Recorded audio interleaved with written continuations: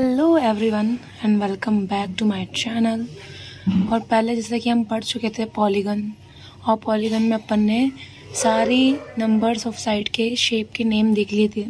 Starting हमने की थी ट्रायंगल से, देन फोर्थ साइड वाला जो शेप होता है वो होता है क्वाड्रिलेटरल, राइट। तो अपन ट्रायंगल के बारे में बाद में पढ़ेंगे, पहले अपन क्वाड्रिलेटरल के बारे में पढ़ेंगे। क्वाड्रिलेटरल शेप में कितनी साइड्स होती है, एंगल होते हैं, डायगोनल होते हैं। देन हम उस क्वाड्रिलेटरल के टाइप्स के बारे में पढ़ेंगे, जैसे कि रोम्बस, ट्रेपेजियम, स्क्वायर एक्सेट्रा। सो हम स्टार्ट करते हैं फर्स्ट क्वाड्रिलेटरल से। क्वाड्रिलेटरल क्या होता है? Polygon with 4 sides called quadrilateral.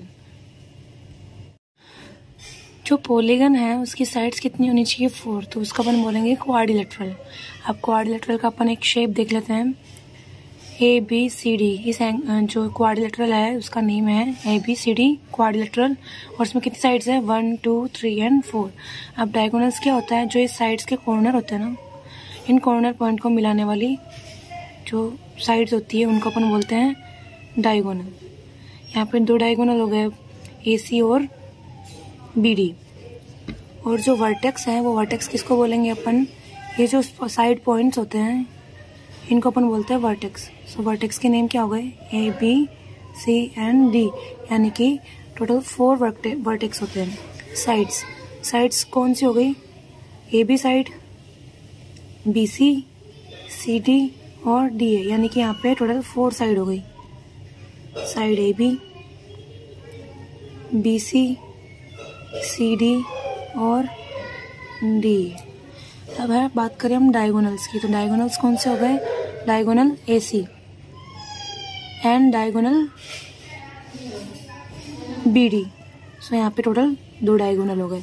अब हम बात करें एंगल की, तो एंगल कौन सा है यहाँ पे? Angle A, angle B, angle C and angle D, यानी कि टोटल नंबर ऑफ एंगल्स हो गए अपने 4।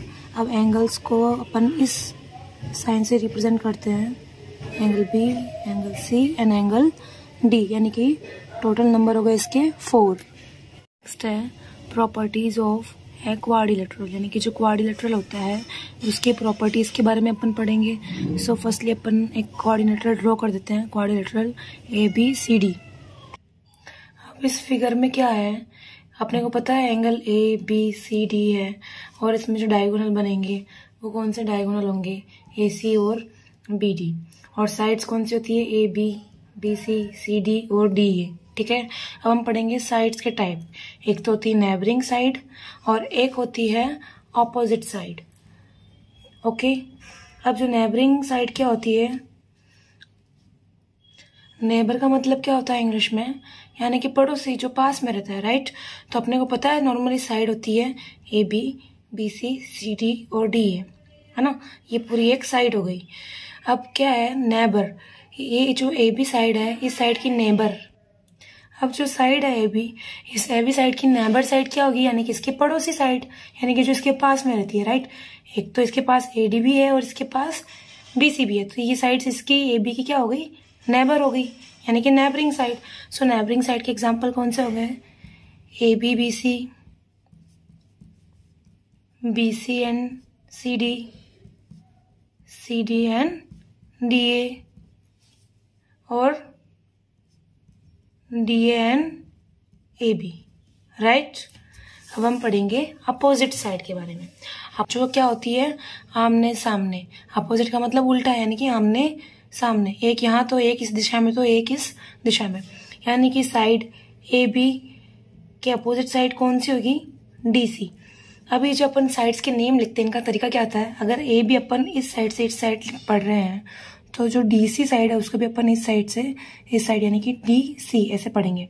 अगर अपन इस साइड को बोल रहे हैं BA तो इस साइड को अपन बोलेंगे CB, ठीक है। यानी कि सेम तरीका होता है इनका नेम लिखने का।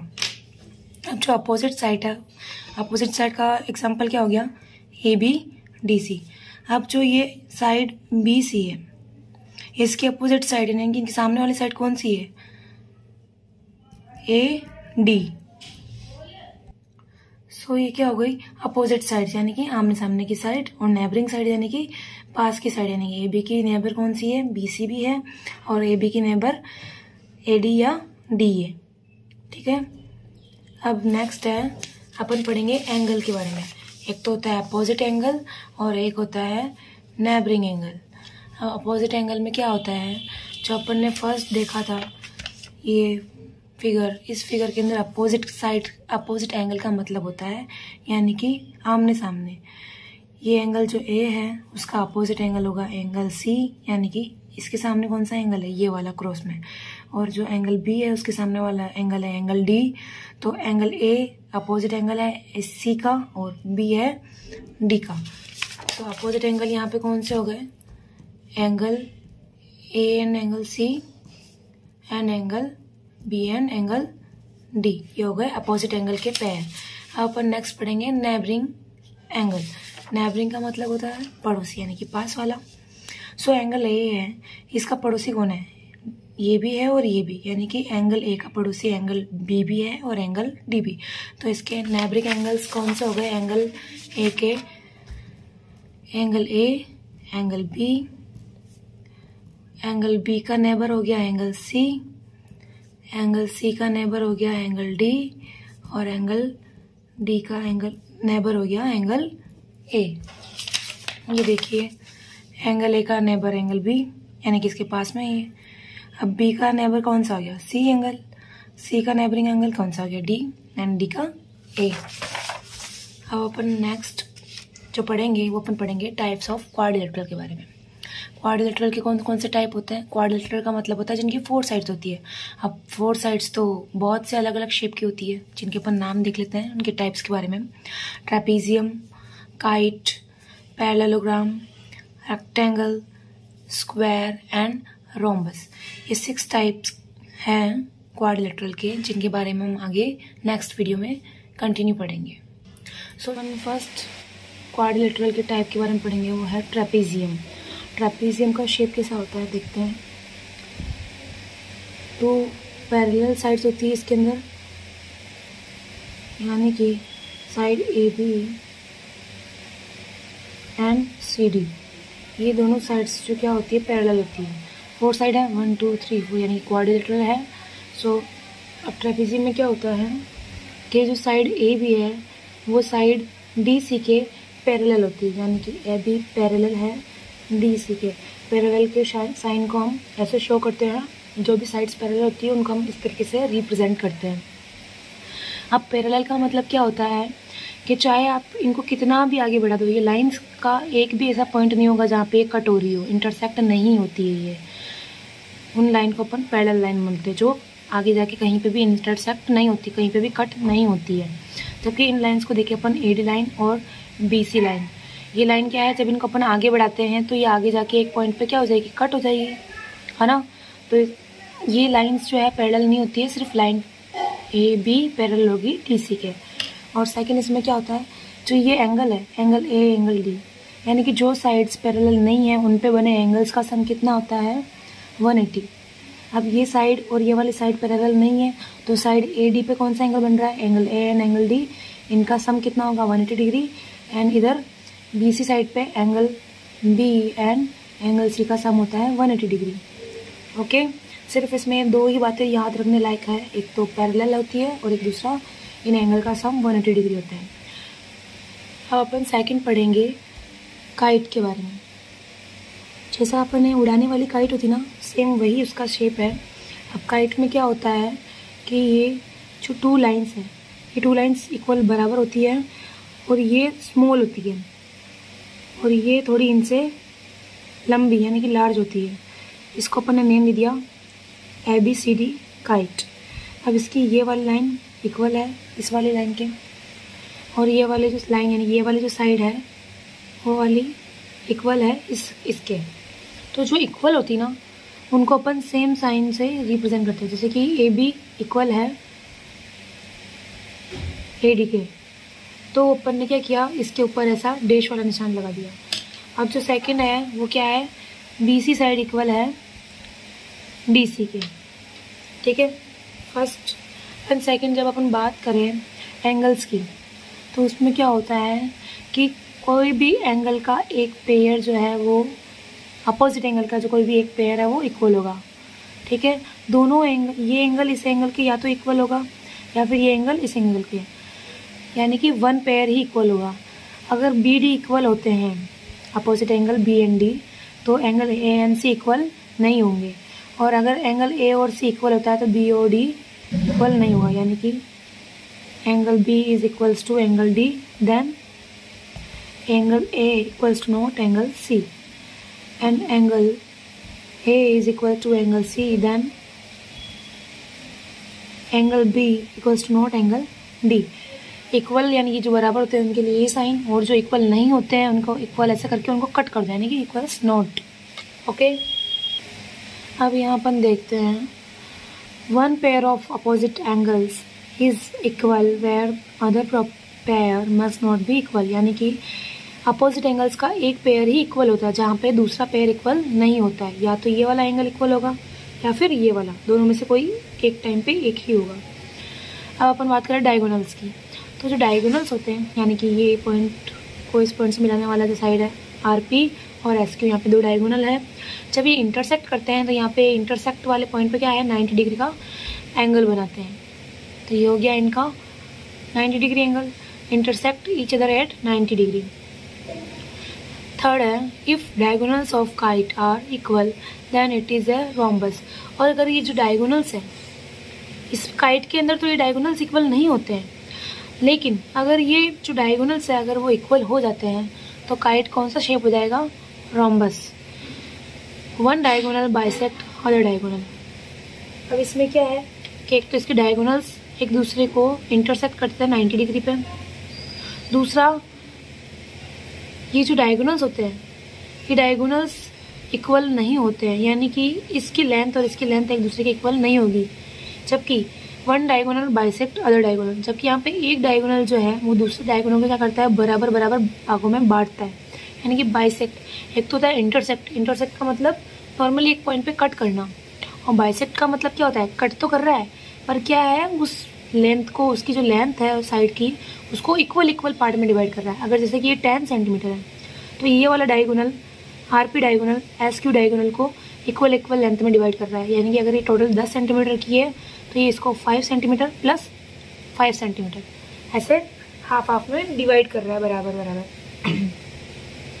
अब है पैरेललोग्राम। पैरेललोग्राम क्या होता है, if two pairs of opposite sides in a quadrilateral are equal and parallel, then quadrilateral is known as a parallelogram।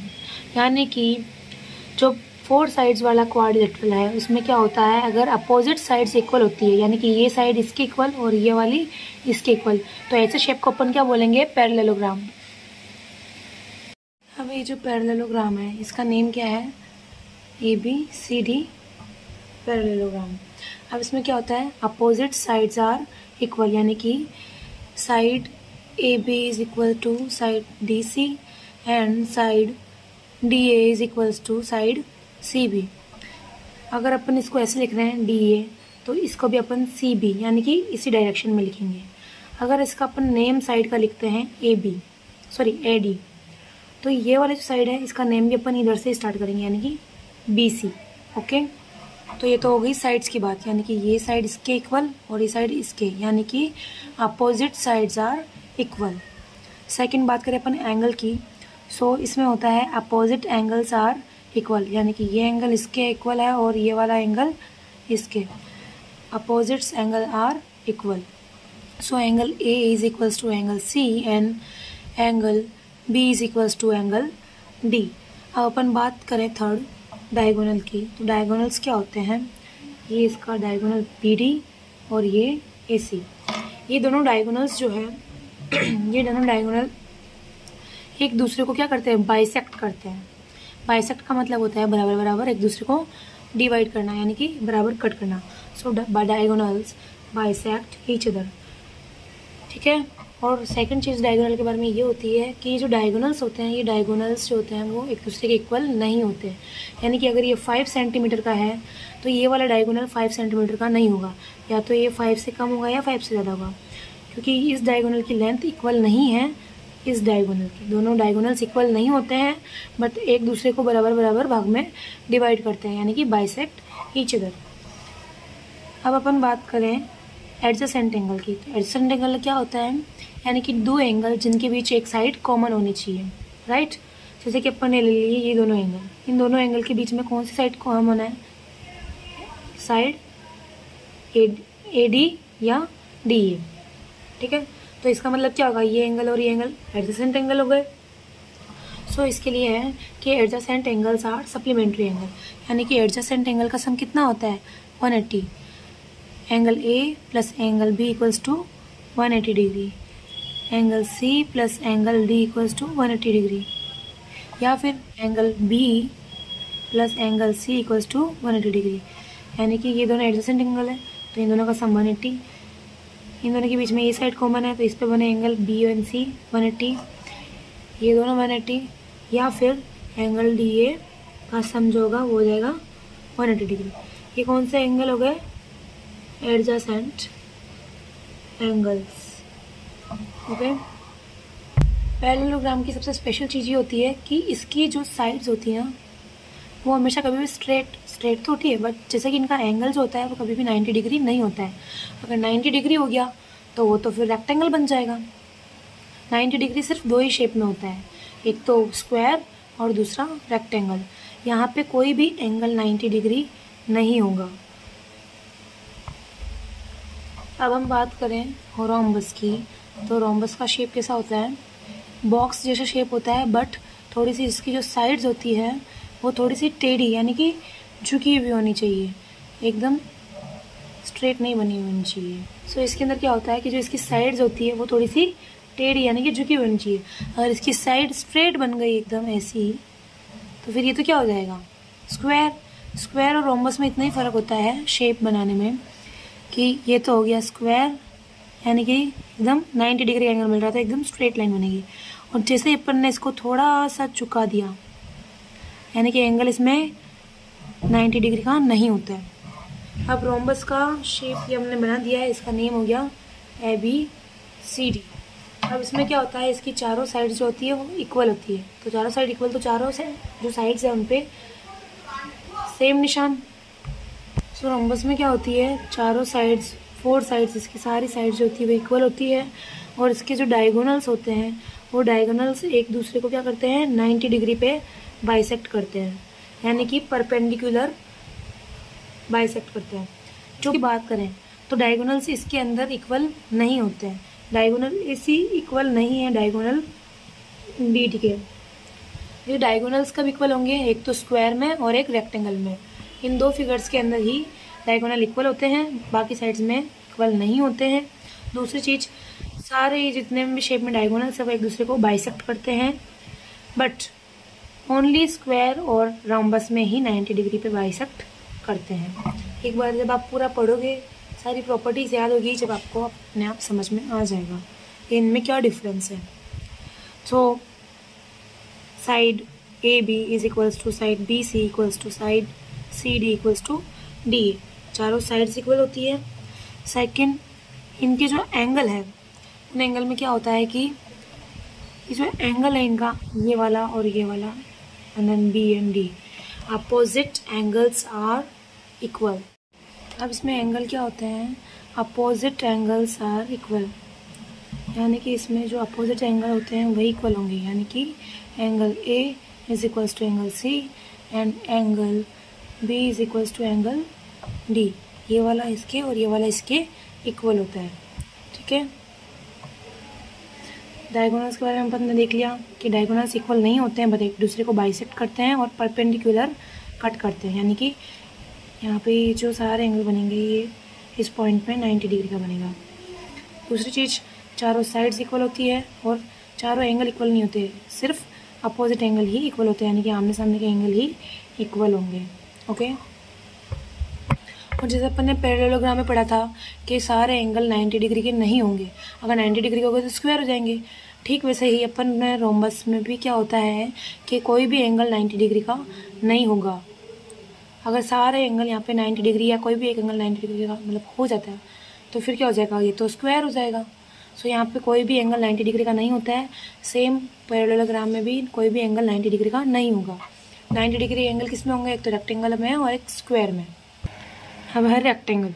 Rectangle क्या है, ये रेक्टेंगल में अपोजिट साइड्स जो होती है वो इक्वल होती है, यानी कि A B is equals to D C, side A B is equals to side D C, opposite sides are equal, और side B C is equals to side A D. ये निशान से आपको समझ में आ गया होगा साइन से। सेकेंड है एंगल की बात करें तो इसमें एंगल भी क्या होते हैं, अपोजिट्स एंगल आर इक्वल, यानी कि angle A is equals to angle C and angle B is angle to D. अब एंगल के बारे में बात करें तो एंगल क्या होता है, each angle is of measure 90 degree, यानी कि जो चारों एंगल है वो चारों एंगल का मेजरमेंट अपन देखें तो चारों एंगल की वैल्यू क्या आती है, 90 डिग्री। इसमें चारों एंगल 90 डिग्री के होते हैं, अपोजिट साइड्स इक्वल होती है, और जो डायगोनल्स होते हैं वो इक्वल होते हैं, और सेकंड वो एक दूसरे को बाइसेक्ट करते हैं 90 डिग्री पर। ओके, और जो डायगोनल होते हैं वो क्या करते हैं, एक दूसरे के इक्वल होते हैं और एक दूसरे को बाइसेक्ट करते हैं, जबकि यहाँ पे ये 90 डिग्री पे कट नहीं करेंगे। अपन ने जो रोम्बस पढ़ा था उसमें क्या हो रहा था, यहाँ पे 90 डिग्री का एंगल बन रहा था, एक तो रोम्बस में और एक स्क्वायर में, दोनों में यहाँ पे 90 डिग्री का एंगल बनता है, यानी कि वो 90 डिग्री पे कट करते हैं परपेंडिकुलर, जबकि रेक्टेंगल और पैरेललोग्राम में यहाँ पे कोई भी 90 डिग्री का एंगल नहीं बनता है। ठीक है, अब बात करें स्क्वायर की तो स्क्वायर में क्या होता है, ऑल साइड्स आर इक्वल, यानी कि side A B is equals to side B C equals to side C D and equals to D A. ये हो गई साइड्स की बात। अब अपन बात करें एंगल की तो क्या होता है, ईच एंगल इज 90 डिग्री, यानी कि एंगल ए, एंगल बी, सी और डी और चारों की वैल्यू कितनी होगी, 90 डिग्री, जैसे कि रेक्टेंगल में थी। अब रेक्टेंगल की जैसे ही ए सी डायगोनल इक्वल है बी डी के, यानी कि इसमें डायगोनल्स जो होते हैं वो इक्वल होते हैं। ठीक है, और क्या होता है, diagonal are equal and bisect each other. ये सेम रेक्टेंगल वाली प्रॉपर्टी है, बट इसमें एक मेन चेंज क्या है, एक तो इसमें चारों साइड्स इक्वल होती है, और एक डायगोनल्स जो होते हैं वो परपेंडिकुलर होते हैं एक दूसरे पर, यानी कि यहाँ पे 90 डिग्री का एंगल बनता है, जैसे कि रोम्बस में बना था। अब ये देखिए आपके ये पूरा एक चार्ट दे रखा है, जिसमें इस साइड्स तो प्रॉपर्टीज़ लिखी हुई है फिगर्स की, कि साइड्स, डायगोनल, एंगल कैसा क्या होता है, और इधर क्या है, इन शेप्स के, यानी कि जो क्वाड्रिलेटरल है उनके टाइप के इधर ये नेम दे रखे हैं। ठीक है, अब जैसे कि all sides and equal, and ये आर है, ऑल साइड्स आर इक्वल। अब इस चार्ट में क्या है, फर्स्ट है ऑल साइड्स आर इक्वल, यानी कि अपन ने जितने भी शेप पढ़े हैं उनमें चारों साइड्स किसकी इक्वल होती है, एक तो स्क्वायर की और एक रोम्बस की। ठीक वैसे ही ये और प्रॉपर्टीज़ लिखी हुई इनकी, डायगोनल्स आर इक्वल एंड जो भी है ये, वो आप देख लेना एक बार। जब आप सारी प्रॉपर्टीज़ पढ़ लोगे तो ये आपको पूरा जो चार्ट है ये शॉर्टली इजीली समझ में आ जाएगा। Thank you so much. अब मिलते हैं नेक्स्ट वीडियो में। Like, share and subscribe.